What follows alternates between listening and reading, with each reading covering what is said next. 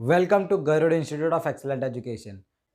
आज हम 9th standard का पहला लेसन यानी सेट्स करने जा रहे हैं। ओके, देखो बेसिकली सेट्स जो है वो बहुत ही इम्पोर्टेंट लेसन है पूरे मैथमेटिक्स में। सेट्स बहुत सी चीज़ों में काम आएगा आगे। ओके, तो ध्यान से देखना। सबसे पहले मैं बता देता हूँ कि सेट्स है क्या। सेट्स का मतलब क्या होता है, सेट्स का डेफिनेशन क्या होता है। क्या होता है कि a well defined collection a well defined collection of distinct object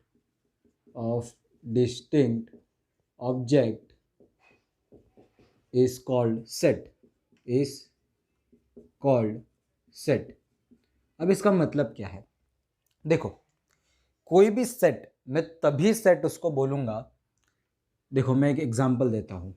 जैसे एग्जांपल, पहले डेफिनेशन समझ लेते हैं एग्जांपल से पहले। अ वेल डिफाइंड कलेक्शन, ये क्या मैंने लिखा है, अ वेल डिफाइंड कलेक्शन मतलब मैं जो भी चीज़ ले रहा हूँ उस सेट में, जो भी एलिमेंट्स ले रहा हूँ मैं उस सेट में, वो वेल डिफाइंड होने चाहिए। वेल डिफाइंड मतलब सारे दुनिया के लिए एक चीज़ होनी चाहिए। ये जैसे मैं बोलूँ कि आपका फेवरेट क्रिकेटर आईपीएल में कौन है। ओके, या तो आईपीएल में सबसे फेवरेट टीम आपकी कौन सी है।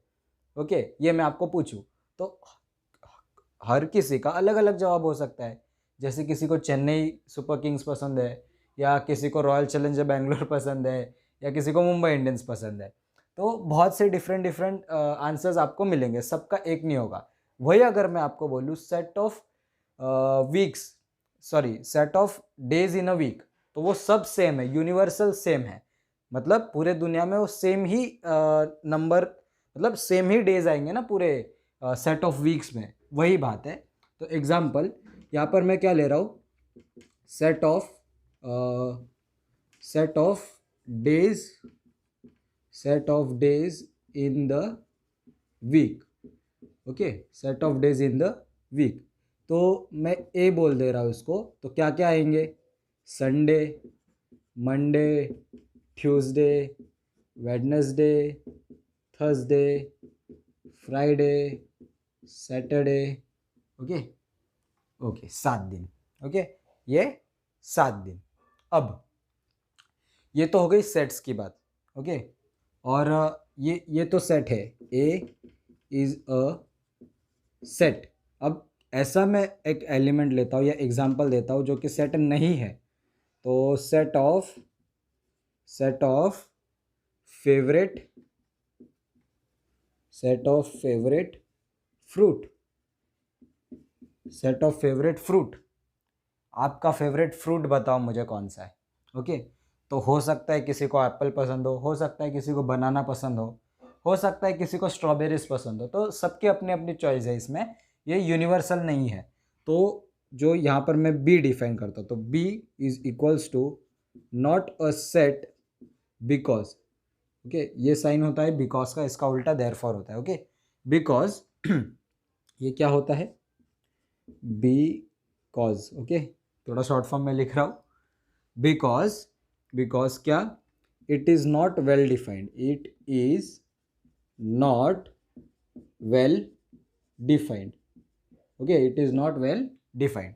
ये जो सेट मैंने लिया है B, set of favourite fruits, ये सबके लिए अलग अलग होगा। इसीलिए हम इसमें क्या बोल नहीं सकते कि बी जो है वो सेट नहीं है, ये हम बोल सकते हैं।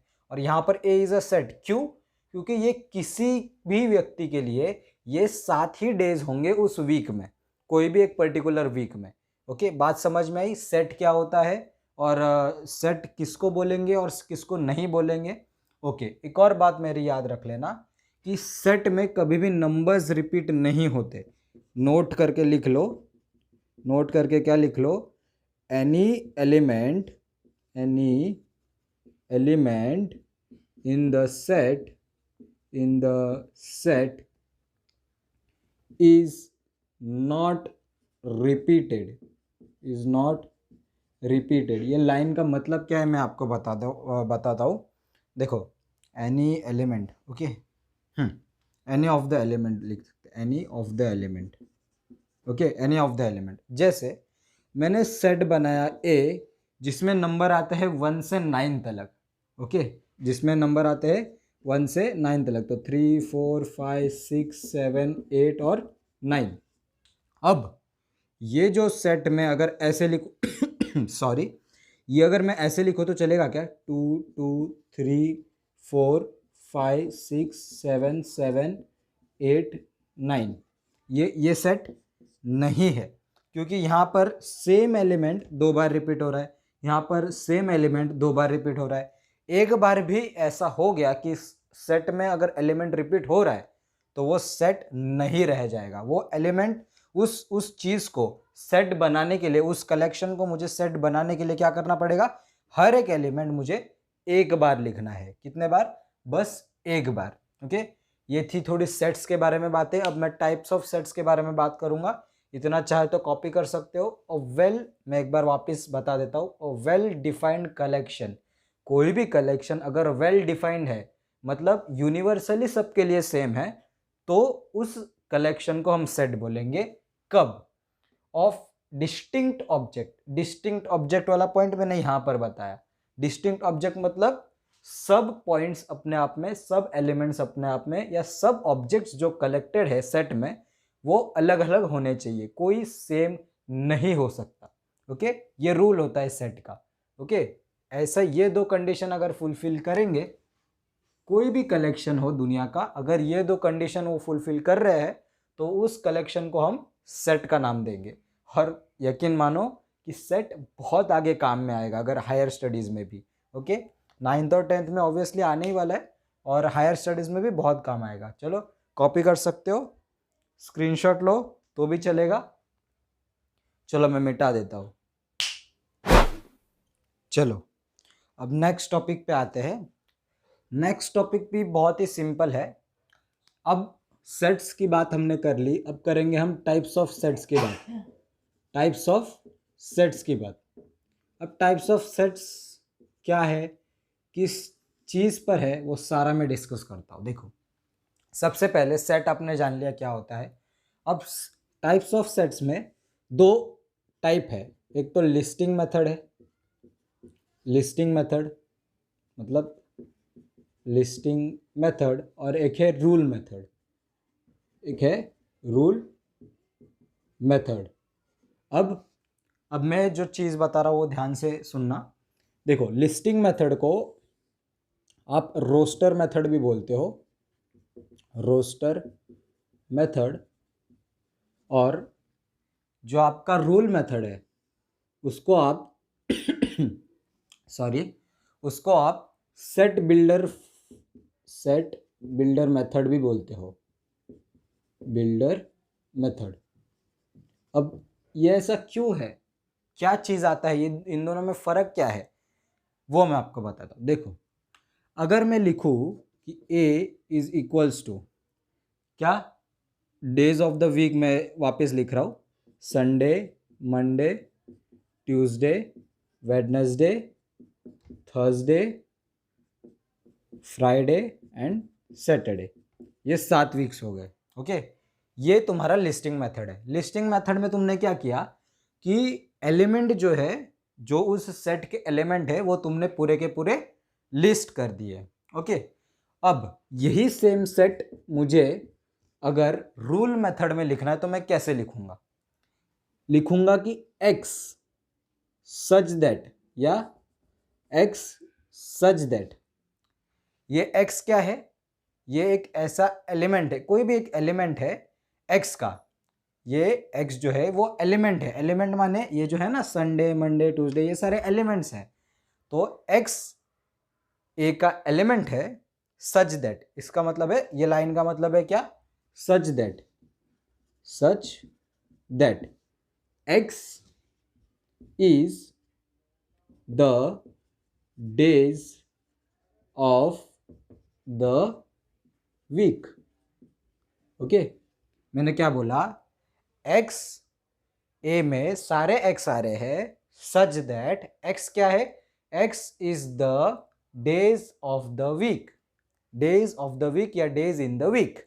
ओके, यहाँ पर तुमने क्या किया? लिस्टिंग और रूल मेथड में बेसिकली क्या डिफरेंस है कि लिस्टिंग मेथड में आप पूरा लिस्ट बना देते हो एलिमेंट्स का, और रोस्टर मेथड में, सॉरी रूल मेथड में आपको ऐसी कोई कंडीशन दी होगी जिस कंडीशन को देखकर आप सारे एलिमेंट्स लिख पाओगे उस सेट के।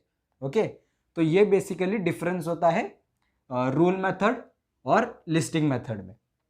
ओके, अब रूल मेथड को आप समझ गए होंगे। यहाँ पर एक रूल दिया होता है कि किस प्रकार से वो एलिमेंट उस सेट में जाएंगे, तो इसीलिए इसको रूल मेथड कहा जाता है। ये सेट बिल्डर फॉर्म क्या है, मतलब सेट बिल्डर मेथड क्यों बोला जाता है सेट बिल्डर, क्योंकि यहाँ से आप सेट को बिल्ड करते हो। ओके, ये बेसिकली सेट को बिल्ड करने का काम करता है। ये बहुत इंपॉर्टेंट टाइप है, या बहुत इंपॉर्टेंट क्या बोल सकते हैं आप, रिप्रेजेंटेशन है कोई भी सेट का। ओके, ये हायर स्टडीज़ में बहुत काम आएगा, आपके बोर्ड्स में भी बहुत से काम आएगा। ओके, तो ये याद रखना। ओके, तो अच्छा, फेमस, मैं एक और चीज़ करवा देता हूँ आपको, फेमस सेट्स। अब क्या है फेमस सेट्स, ये मेरा अपना है, मतलब ये बुक में नहीं दिया है, पर मुझे लगता है कि आपको ये मालूम होना चाहिए या ज़रूरत है। तो मुझे एक बात बताओ, होल नंबर का सेट जो है, whole number set, whole number मुझे मालूम है क्या है, होल नंबर 0 1 2 3 ऐसे ऐसे चलते जाता है। ओके, तो इसको डिनोट किया जाता है W से। ओके, अब नेचुरल नंबर का set, natural number set, natural number का सेट क्या है, नेचुरल नंबर मतलब 1 2 3 4 ऐसे ये चलते रहता है, 1 2 3 4 सो ऑन, ये इन्फिनिटी तक जाता है। तो इसका रिप्रेजेंटिव कैसे है, n से है, रिप्रेजेंटेशन कैसे है, n से है, होल नंबर नेचुरल नंबर। अब रैशनल नंबर का सेट, रैशनल नंबर का सेट क्या होगा, रैशनल नंबर मतलब मालूम है ना, P/Q फॉर्म। ओके, ये होता है रैशनल नंबर। रैशनल नंबर इसको कैसे रिप्रेजेंट किया जाता है, जहाँ पर क्या है, रुको, रैशनल नंबर समझा ना, P/Q फॉर्म में, और इसको Q से रिप्रेजेंट किया जाता है। ओके, रैशनल नंबर को। नेचुरल नंबर हो गया इंटीजर का सेट, हो एक इंटीजर, ये सारे लगेंगे अपने को, इंटीजर नंबर का सेट। इंटीजर नंबर का सेट कैसे आएगा, यहाँ से माइनस इन्फिनिटी से चलेगा, -3 -2 -1 फिर 0 फिर 1 फिर 2 फिर 3 ऐसे चलते जाएगा इन्फिनिटी तक। ये होता है इंटीजर्स का सेट। ओके, तो होल नंबर का सेट, नेचुरल नंबर का सेट, रैशनल नंबर का और इंटीजर नंबर का, ये चारों सेट बहुत इंपॉर्टेंट है। नोटेशन भी याद रखना, होल नंबर के लिए W, नेचुरल नंबर के लिए N, रैशनल के लिए Q, एंड इंटीजर के लिए हम Z यूज़ करते हैं। याद रखना क्या करते हैं, यूज़ Z यूज़ करते हैं। तो ये सारे बातें थी सेट्स और टाइप्स ऑफ सेट्स के बारे में। अब हम प्रैक्टिस सेट 1.1 स्टार्ट करेंगे, इसमें सारा ये कंसेप्ट हम यूज़ करेंगे। तो वो वीडियो जब देखोगे आप, तो आपको बहुत अच्छे से समझ में आएगा। तो ये वाला वीडियो का नोट्स बहुत अच्छी तरीके से बना लेना। तो चैनल पे पहली बार आए हो तो सब्सक्राइब करो, और अपने मित्रों में भी, अपने दोस्तों में शेयर करो चैनल को। ओके, चलो मिलते हैं अगले वीडियो में।